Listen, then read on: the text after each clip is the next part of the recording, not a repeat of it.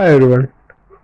In the previous videos, we have learned how to find the LCM of fractions and normal numbers.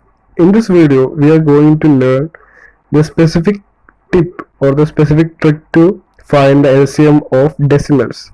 So it is a repeating question nowadays in the PSC, SSC, RRB, and any kind of railway examinations or any kind of competitive examinations. So we can move on to a type of question. Find the LCM of 3, 6 and 1.2.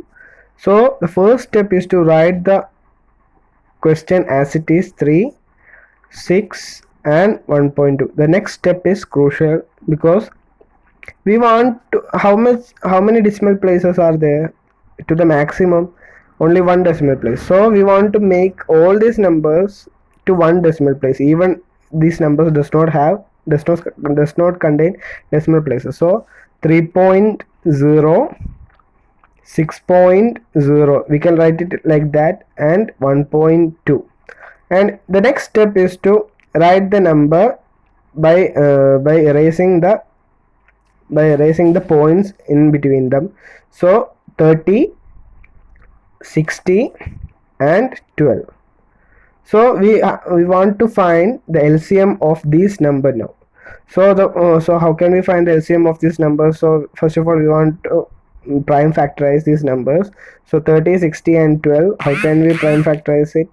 So 3 is divisible in both these among these numbers. So 3 would go in 10 times in 30, 20 times in 60 and 4 times in 12, and further dividing it by 2, 10 would go in 5 times, 20 would go in 10 times and 4 would go in 2 times. And we can also further divide it by 5. So dividing further it by 5, it would be 1, 2 and 2. Just further dividing it by 2 because of the two similar digits. So 2, 1, 1, 1. How can we find the LCM of these numbers? By multiplying these numbers. So 3 into 2 into 5 into 2. So we don't want to multiply 1 because any number multiplied by 1 would be the same number. So 3 into 2 into 5 into 2. So 3 into 2 would be 6, 6 into 5 would be 30, and 30 into 2 would be 60. So the LCM is not 60 because we have eliminated one decimal point, or we have used one decimal point for this number. We want to use the one decimal place, or we want to place the one decimal place as it is in that number so that we can find that LCM. So in the case of 60, we want to place the decimal point here, 1 point to the left. So 60 would change into 6.0, which is 6. The LCM of this number would be 6. So we can move on to the next question. So it is a kind of tough, we can say tough, but we can just look how can we solve this kind of questions. So 2.10, write the question as it is, 1.8 and 1.5. And the next step is to make these numbers equal, to make the decimal point of these numbers equal, because the highest decimal point would be 2. Here only in these two cases there is only one decimal place, so we want to make it 2 by just adding 0 or placing 0. 2.10 would remain as it is, 1.80 and 1.50.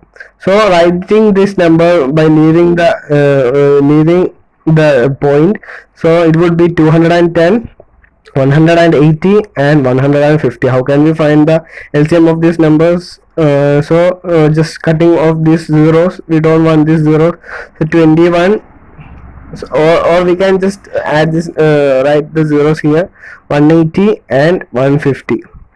So just write 10 for cutting this, for avoiding these zeros. 21, 18 and 15, it would be divisible by 3.